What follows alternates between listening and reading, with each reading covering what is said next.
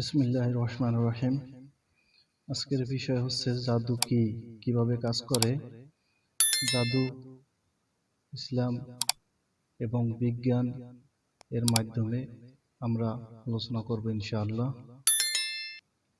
ভিডিওটা মনোযোগ সহকারে দেখবেন, তাহলে আশা করা যায় ইনশাআল্লাহ অনেক কিছু এখান থেকে জানতে পারবেন।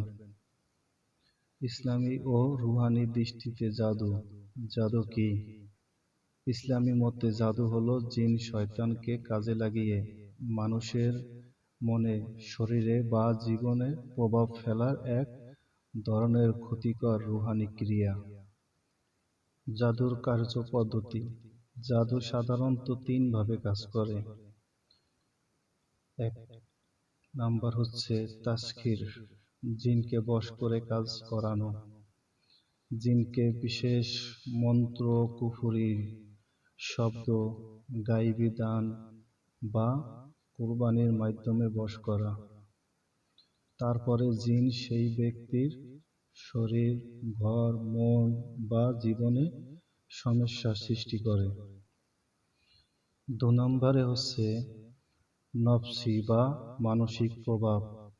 জাদুগ্রস্ত মানুষ ভয়, দুশ্চিন্তা, বিভ্রম, দুঃস্বপ্ন, কণ্ঠে শব্দ এসব অনুভব করে।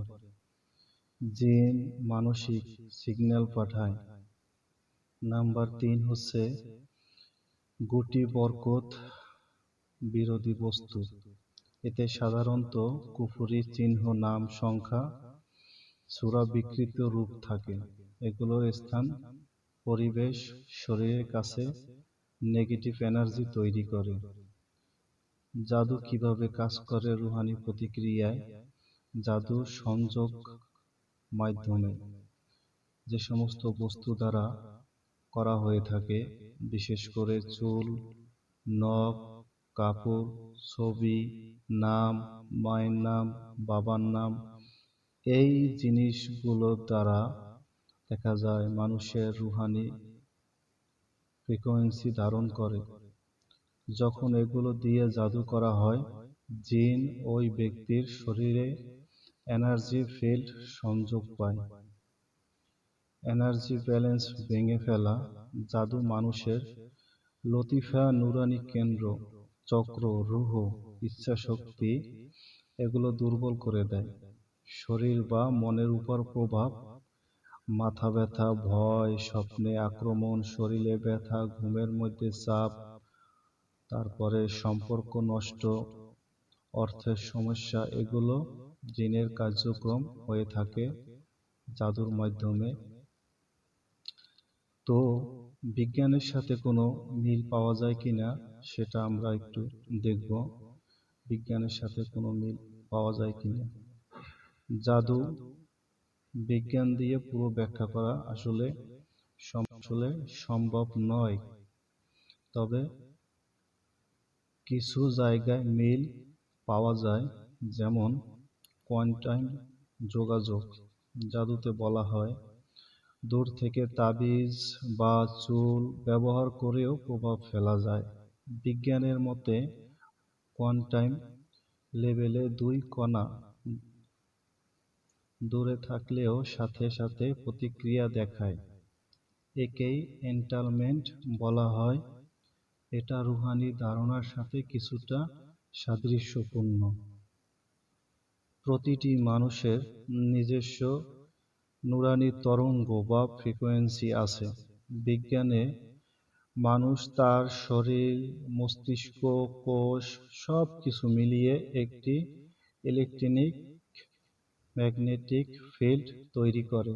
এই ফিল্ডের ব্যাঘাত মানসিক ও শারীরিক সমস্যা তৈরি করতে পারে। জাদু ঠিক এই ফিল্ড লক্ষ্য করে।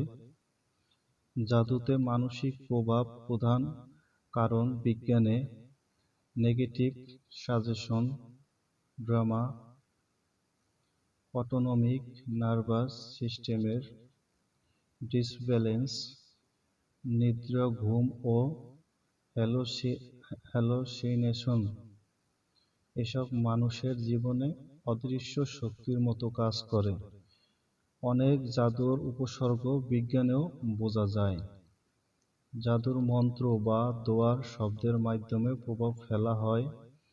বিজ্ঞানে জানা যায় শব্দের ফ্রিকোয়েন্সি, পানির অণুর গঠন, মানুষের মস্তিষ্কে ওয়েভ পরিবর্তন এসবকে প্রভাবিত করতে পারে, আর এটা রুহানি ধারণার সাথে মিলে যায়। যেমন জাদুগ্রস্ত রোগী প্রায় বলে থাকে, জাদুগ্রস্ত ব্যক্তিরা, আমার উপর কিছু আছে, আমি ঠিক নেই।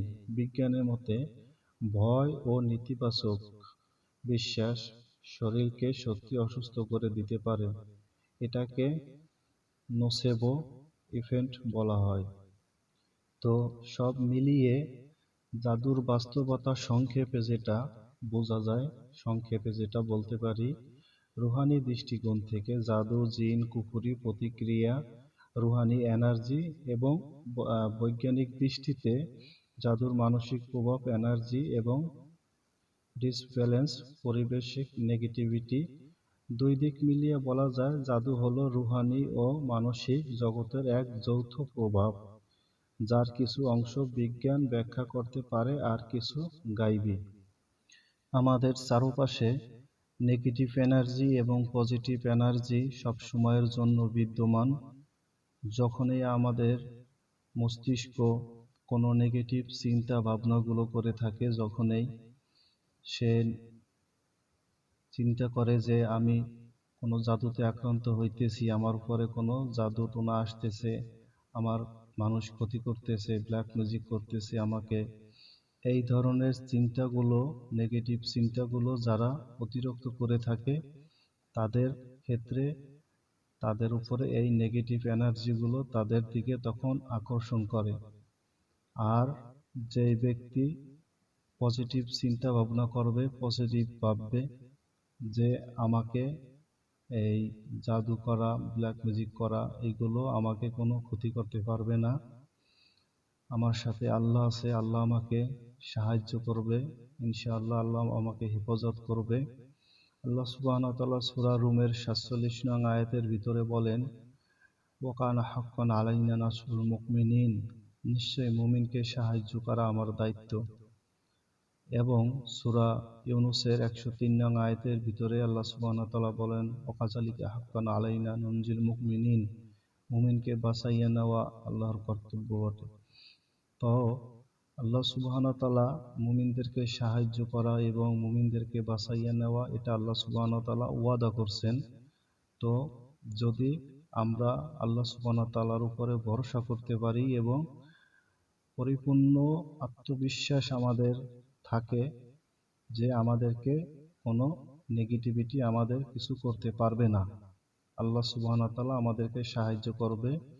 এই পজিটিভ চিন্তা, পজিটিভ ভাবনা যারা করবে, তাদের উপরে নেগেটিভ এনার্জিগুলো তখন আর কাজ করতে পারে না।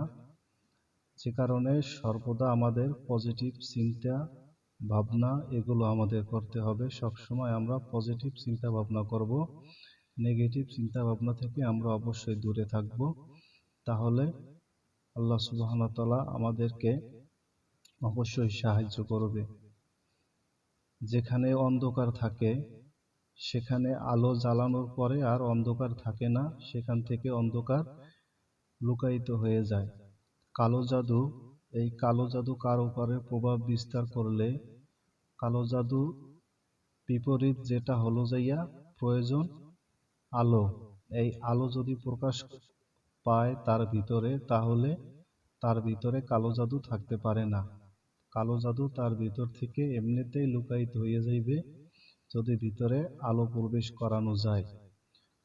তো আলো ভিতরে প্রবেশ করানোর জন্য বেশ কিছু আমল রয়েছে, অনেক আমলের মাধ্যমেই ভিতরে আলো প্রবেশ করানো যায়, যেটাকে বলা হয় নূর প্রকাশ, শরীরের ভিতরে প্রবেশ করা।